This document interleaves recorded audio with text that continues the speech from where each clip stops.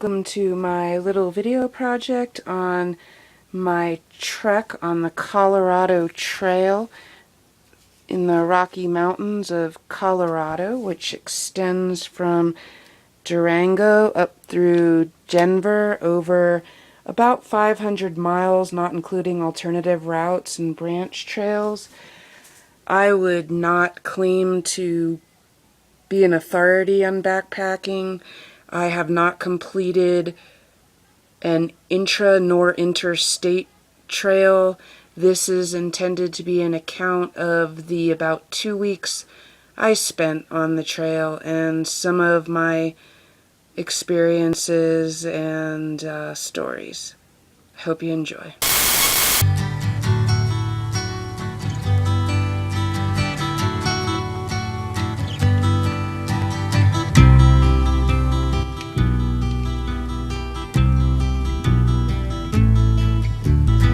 But tell me, where do the children play? Hello.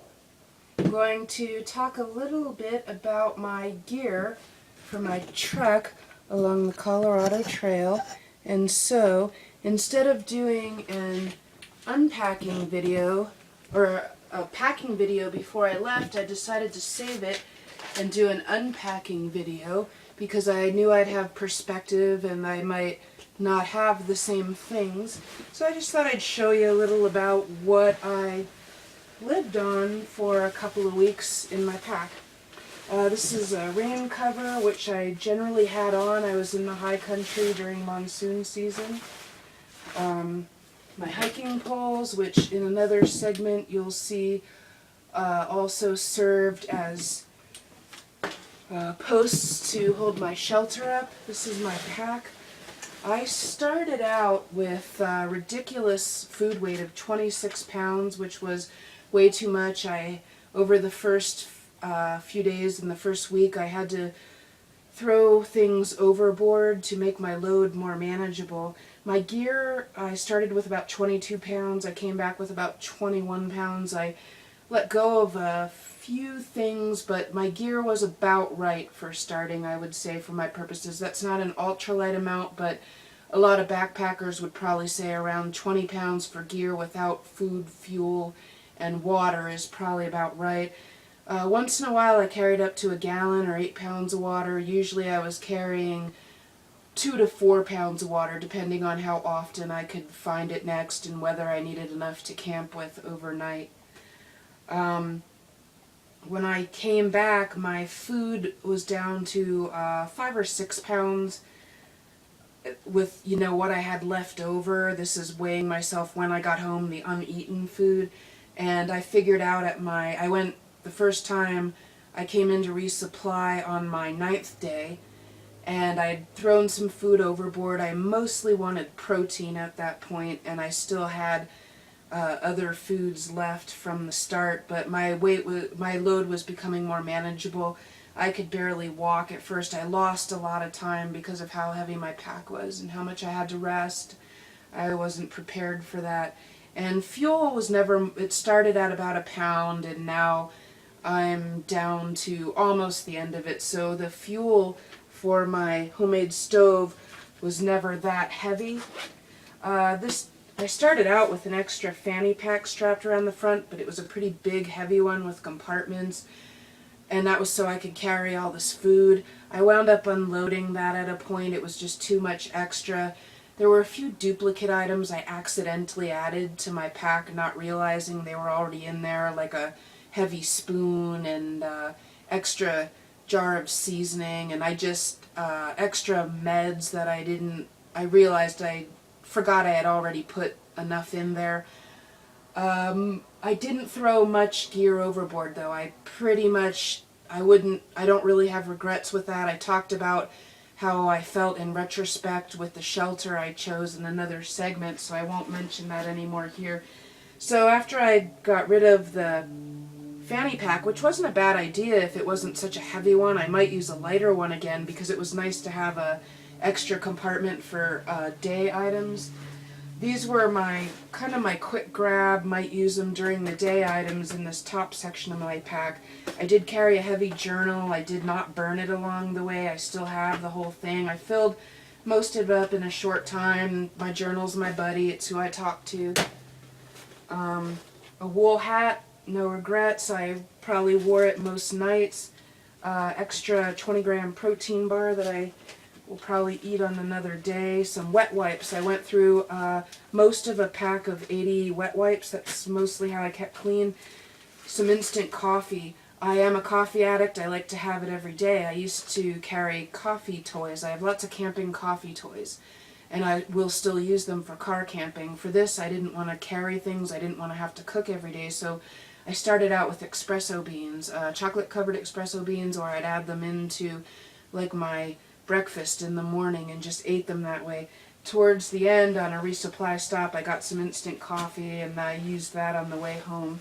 This is my ground cloth, which also doubled as a kind of a skirt. Like, I wore it as a skirt to do laundry, sort of like how you'd wear a sarong, and I wore it around me as like I had a parka for my upper body in the rain, and this was, if I was out in the rain, and this would be for my lower body, kind of a skirt instead of rain pants.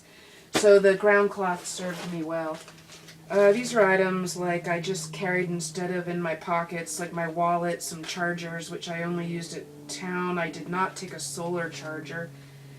And my little tablet that I will put back in my pocket. This is the spoon I kept. My scrubby, which I sometimes kept in my cook pot. That's mostly what it was for. I did not carry any soap. I had my wet wipes. I just rinsed with water, and I just washed my cook pot out with plain water. Some of my handy items that I kept in this bag were my ibuprofen and aspirin. I did get some injuries on the trail, and I do have some conditions where I get inflammation, so I did use some ibuprofen. I used bleach for water treatment. They recommend about 8 drops to a gallon, so for my quart bottle like this, I generally used 2 drops. And I was up high enough that there's times you could get away with not treating water, but I generally did as a precaution, because even an animal, I think, could give giardia to a water system.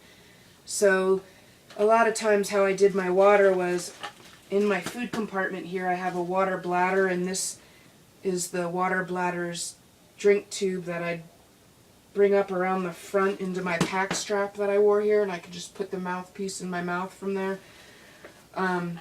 Sometimes I would have some water left in my bladder, and then I would fill this and treat it so that the treatment had time to work until I had to refill my bladder.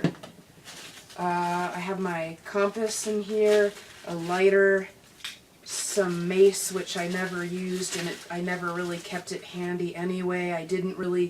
I have knives that I just carry. I didn't have anything that was really that handy for self-defense, and I didn't really feel threatened that I needed it at any point. But that doesn't mean things can't happen and somebody shouldn't be prepared.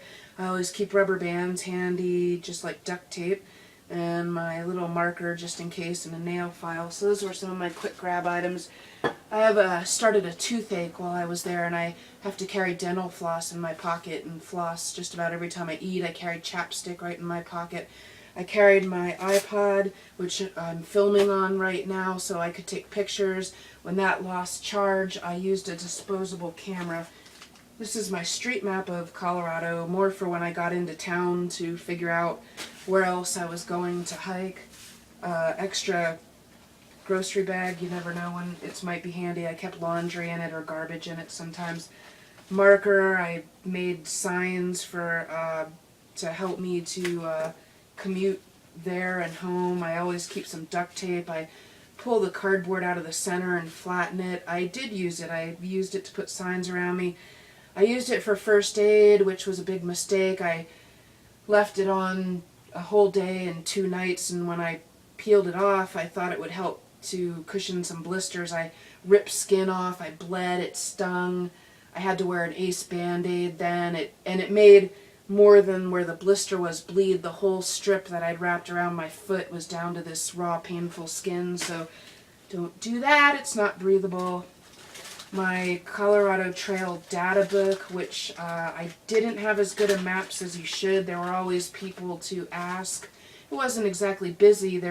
Some days I had hours and hours without seeing anyone, but this had a breakdown of each segment and information about where water and campsites were and landmarks and turn-offs, so that was very helpful, and that's what I had instead of maps. I'd recommend you carry maps too, and they recommend that as well. One of my disposable cameras, when my charge ran out on my iPod, I don't have great pictures, I didn't have a good camera that I could really focus. I had these little stretch gloves. I had a few pairs of gloves to start. One I gave to somebody who lost theirs. One pair I left behind, but these were for warmth and sun protection on my hands. Headlamp I always keep handy and wear at night. My little old film canister full of seasoning. By the way, I don't necessarily recommend this because these canisters can have toxic chemicals in them. I felt this one was old enough and cleaned out enough that I could put my seasoning in it, and I turned out okay. That was about it for what's in my top section. This was mostly my food and water compartment down on the bottom. I have 3 main compartments, which can become, there's a zipper here in the middle. It could be one compartment, but I keep them separated to make it easier to organize things. Some of the things that I have are like a first aid kit with, I had aspirin, ibuprofen, skin tape, and Ace Band-Aid, which I used after I ripped the skin off with duct tape. That was my main first aid. I had some gauze I used up. A few rags. At one point I filled, most of the water did not have a lot of particulates, but I did use a cloth to filter some particularly gritty lake water. Had a little worm in there. The bleach didn't even kill it. I was more worried about what I couldn't see in the water. This is a patch kit for my sleep pad, which I'll talk about in a moment. Some matches, some mosquito incense. You burn this and it helps with the mosquitoes, but you have to be sitting near it. Didn't always stay lit real well. More lighter medicinals, cough drops, Pepto-Bismol, antacid, none of which I wound up needing. Fisherman's lozenges in case I got stuffed up. Didn't get sick, just got anatomical injuries, mostly were my complaints. Another disposable camera, some TP. Didn't use my, I used wet wipes more than this. Another grocery bag, spare buckle. I didn't break my belt buckle, but was ready in case I did. A rabbit chewed up my hat, and so I think I forgot my hat in my ride's car, but this was my hat band. Now that's a bummer, but at least I got home. Pen, I went through a few pens because I journal a lot. My water bladder, which I put in a plastic bag because it sweats, it didn't get my other things wet. This was my only cook pot. I use it all year at home as well. I have a homemade stove in here, which I'll show you.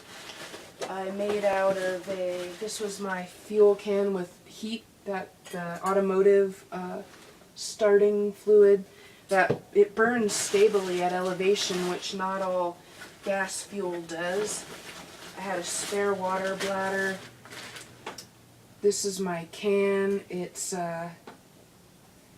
got I drilled holes into it that vented it. I just poured my fuel in. Very simple. It was a pepper can. I just set my cook stove on top of it and the flame came out of these holes.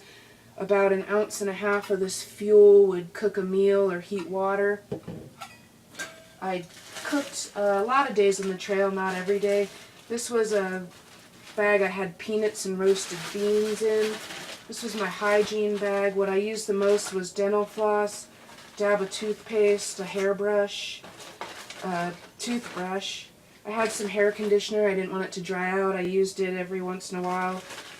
Some Q-tips. I guess you don't need to know all the details of that. You figure out what you need.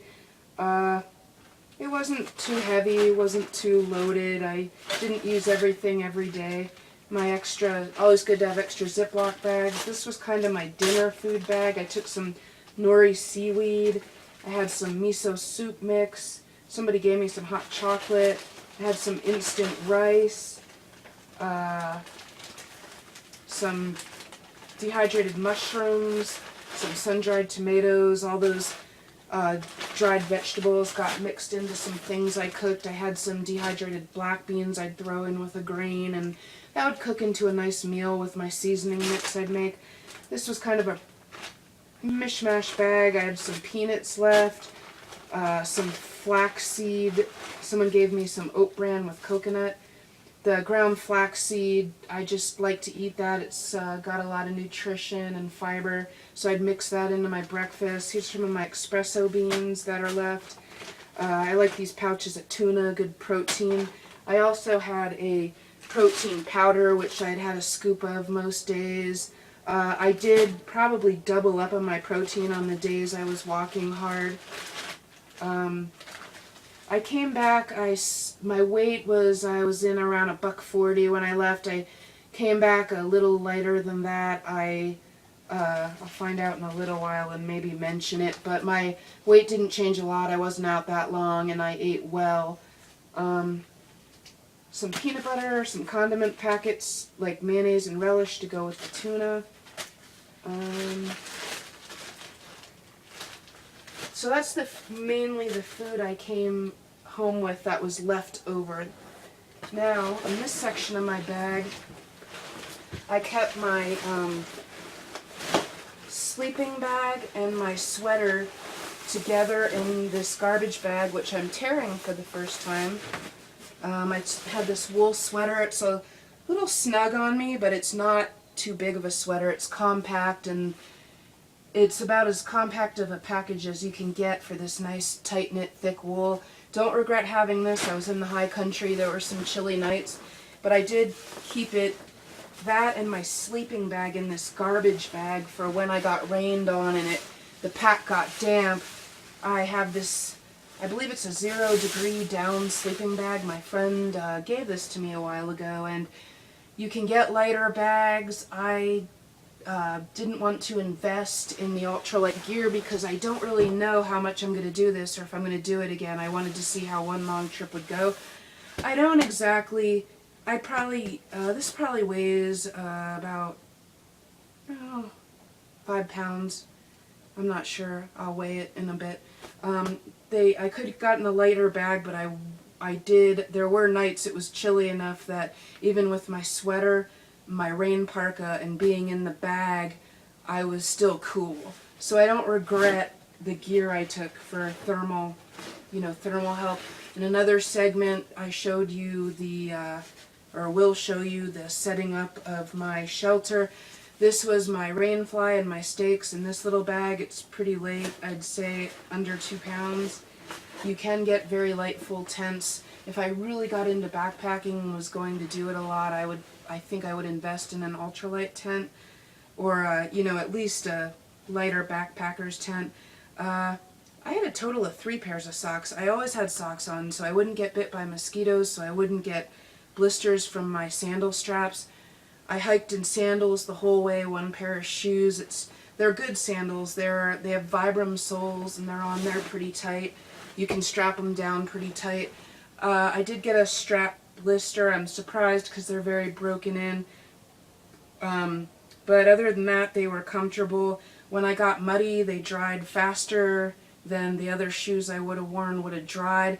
They are not the best protection. I did roll my ankle one day, and I still have pangs of a little bit of a soreness, but I was able to keep walking.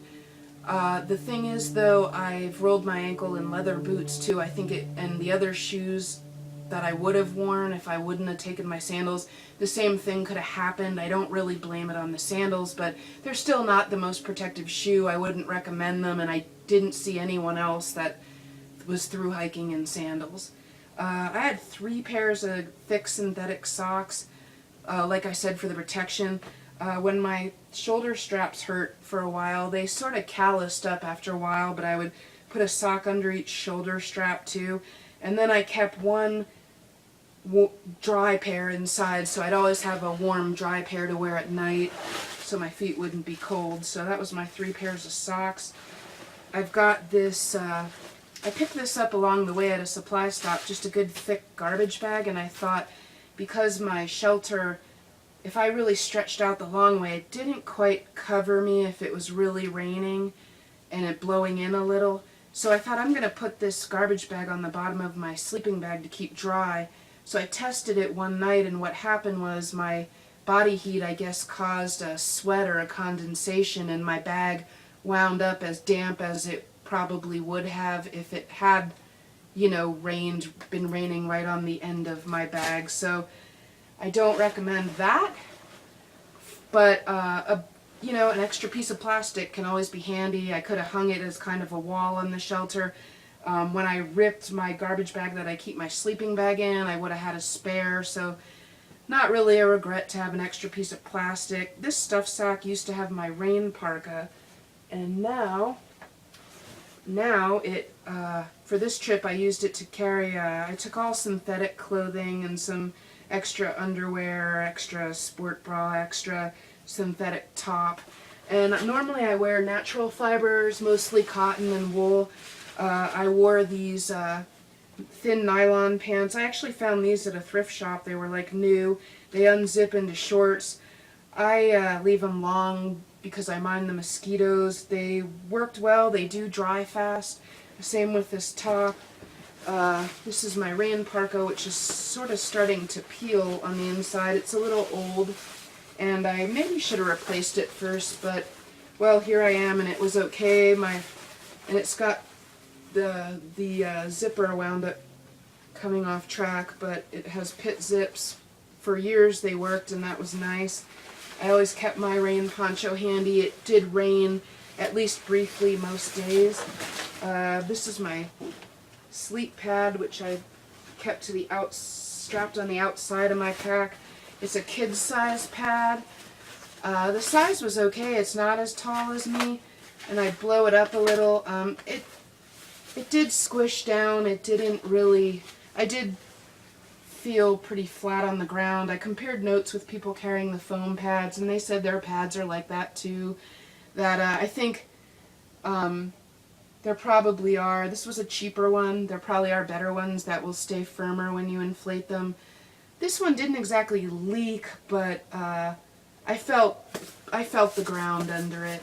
It was better than nothing, but still the parts of me that get sore when I'm laying on something hard still got sore sometimes, even on that pad. Some utility line, and that's about it that I had in my pack, and I just wanted to tell you about that. And then in other segments I'm going to show some pictures and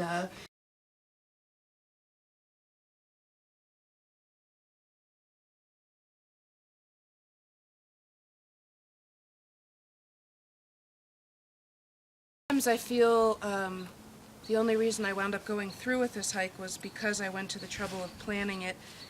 When I planned this hike, it was in the spring. I was not exactly cabin fever, but I think just feeling desperate for something to do, something to work on, a project with a goal. This gave me a project. I already had backpacking gear from years ago, although I haven't been backpacking actively every year.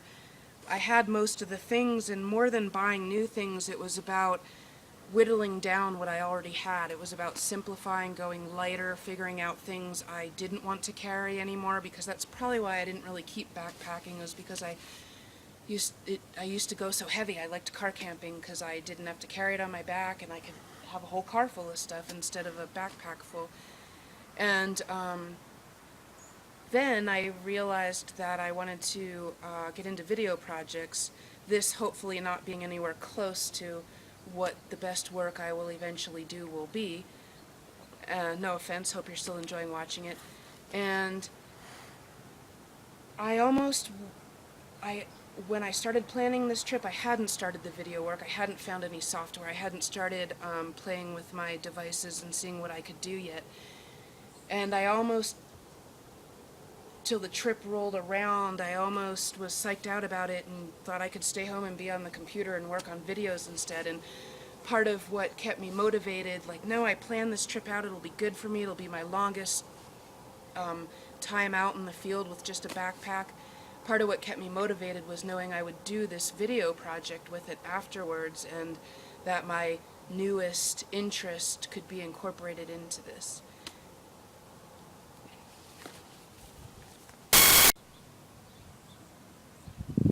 Okay, I'm back from my little trek on the trail, on the Colorado Trail, and I thought I'd talk a little bit about how things went with this. Sometimes I call it a bivvy shelter, although that's not exactly proper terminology.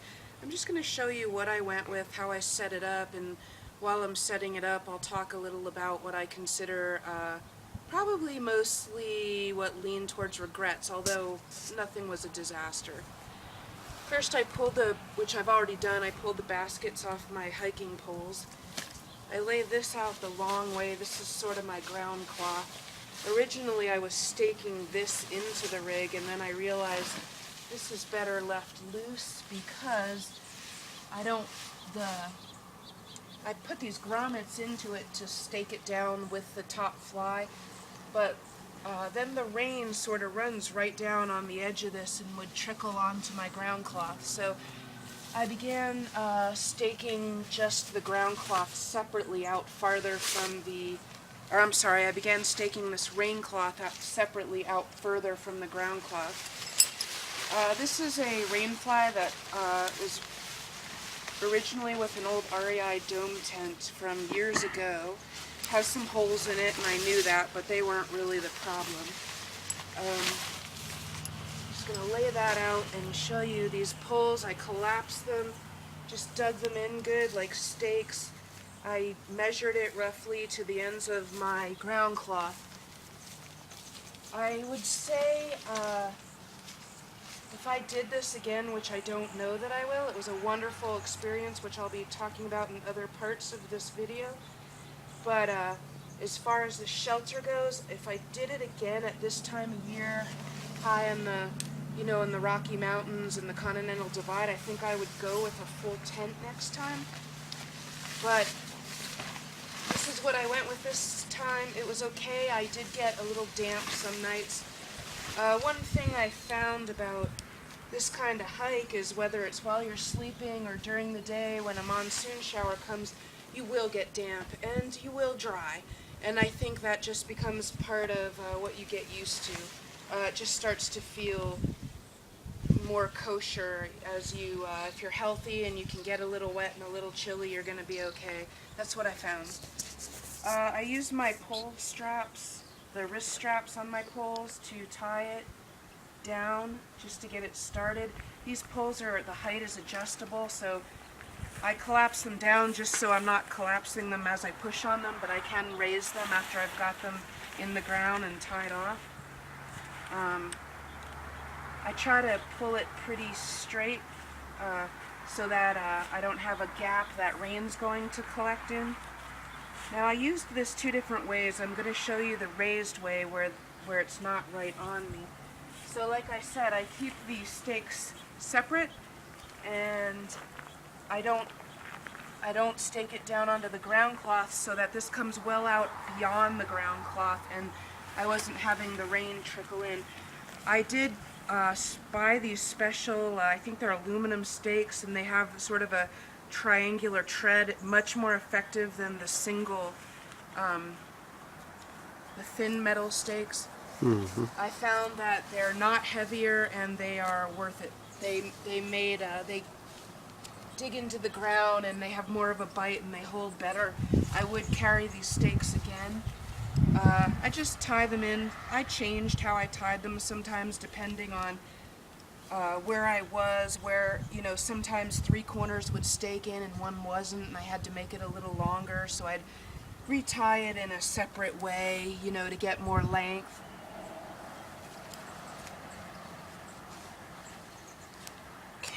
Just stake this last one, and this is just going to give you kind of show you how this worked. I did not take extra stakes for the side. I found this on the trail.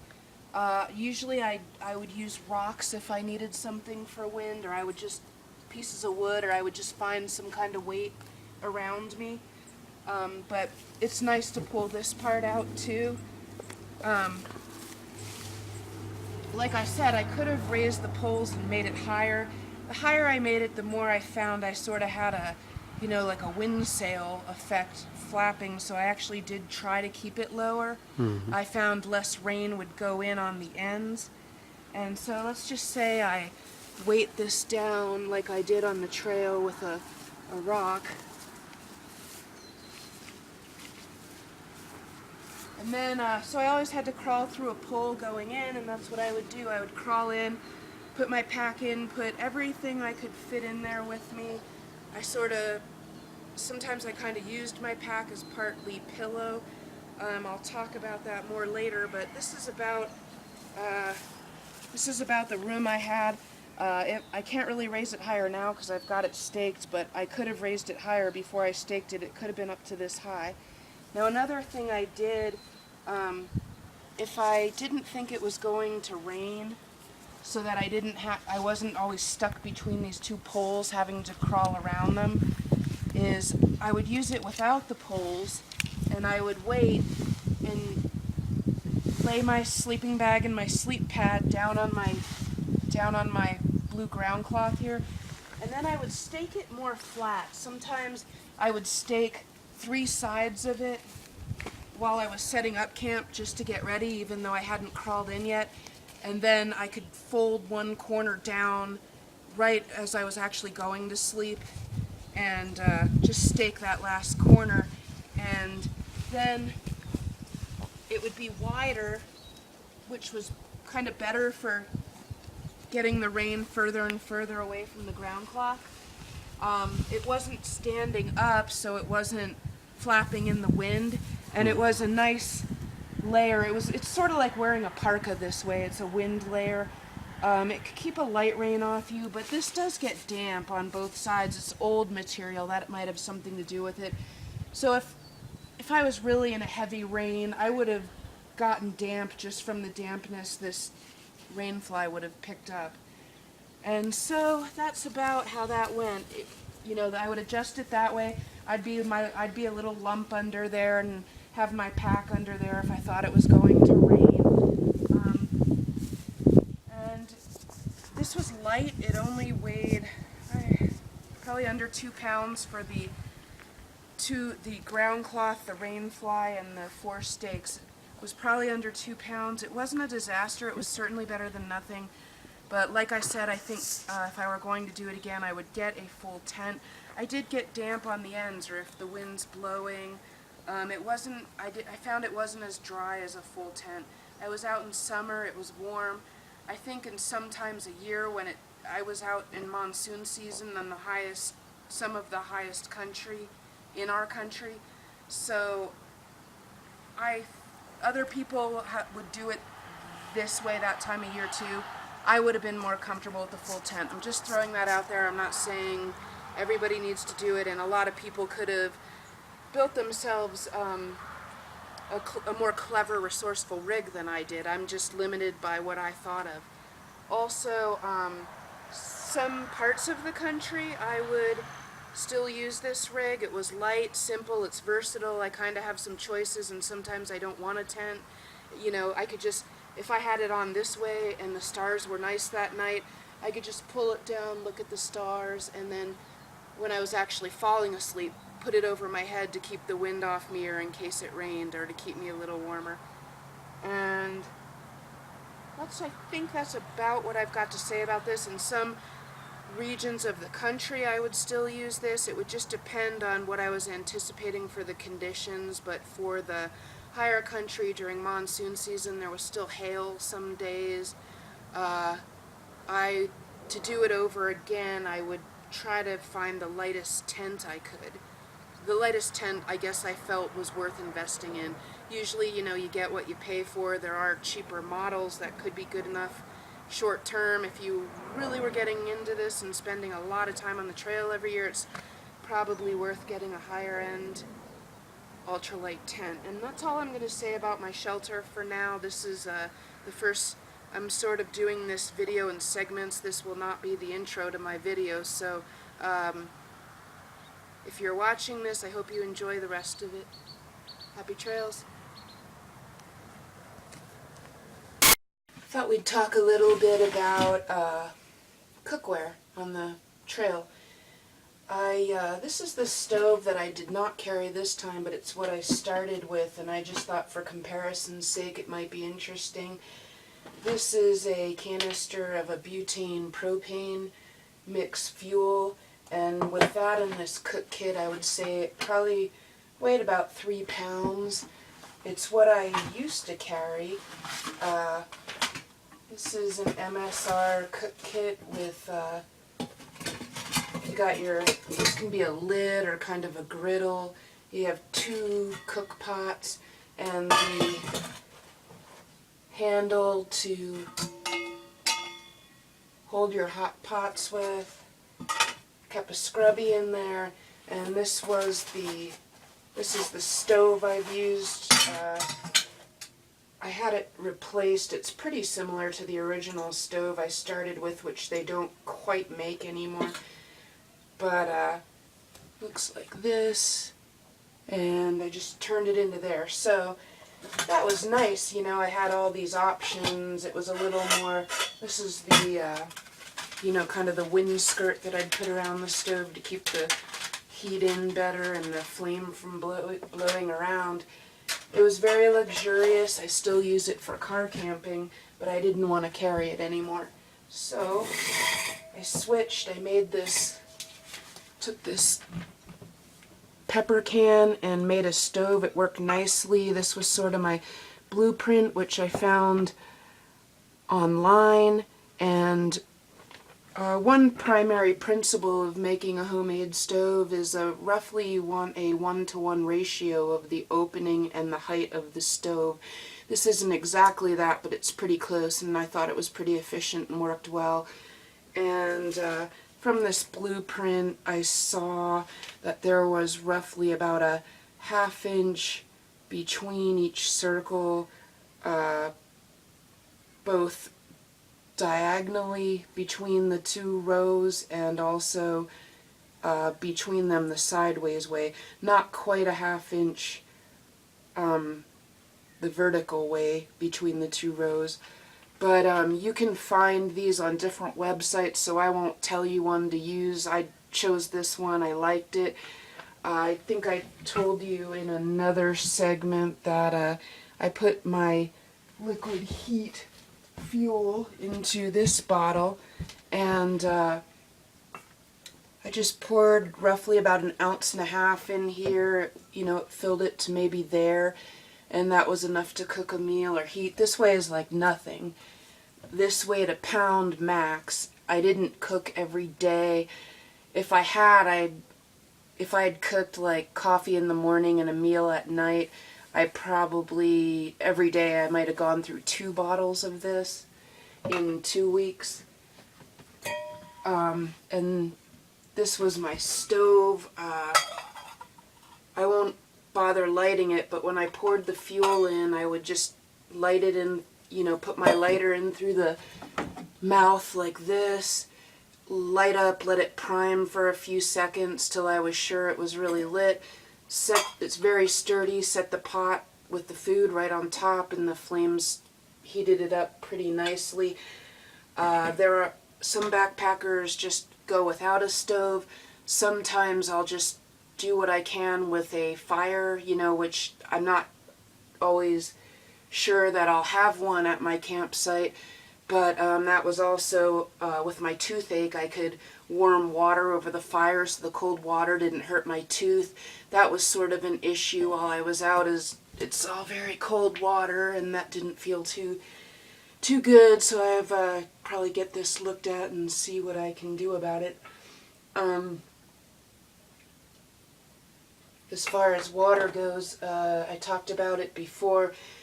Something that's handy is this is a light plastic cup. I use it kind of for my toothbrushing cup every day, and I could strap it onto my pack. And if you're in a trickling seep or a stream. This was nice because sometimes it's hard to put a whole bottle or something under there, and this worked well to catch water. And I could also, if occasionally a particulate was coming into the water, I could let it go into the cup, take a look at it. If I liked that batch, I could pour that into my bigger quart bottle.